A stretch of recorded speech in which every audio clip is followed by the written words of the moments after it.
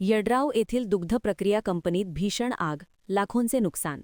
यड्राव ता शिरोळ येथील पार्वती औद्योगिक वसाहतमधील happy pastures private limited company या दुधावर प्रक्रिया करणाऱ्या कंपनीला सोमवारी दुपारी 3 ते 3:30 वाजण्याच्या सुमारास अचानक भीषण आग लागल्याने परिसरात एकच खळबळ उडाली.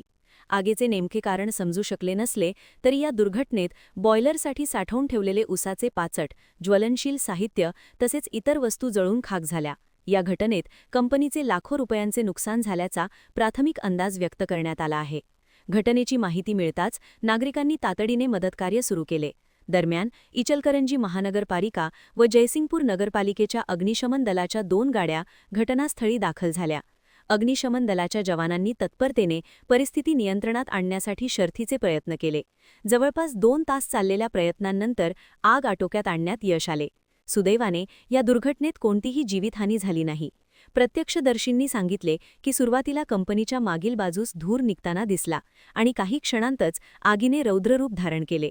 उसाचे कोरडे पाचट व इतर ज्वलनशील वस्तू मोठ्या प्रमाणात साठवलेल्या असल्याने आगीने झपाट्याने फैलाव घेतला. आग वाढू नये म्हणून कर्मचाऱ्यांनी तातडीने विद्युत पुरवठा बंद केला व परिसर रिकामा केला. आगीचे नेमके कारण शोधण्यासाठी तपास सुरू करण्यात आला आहे.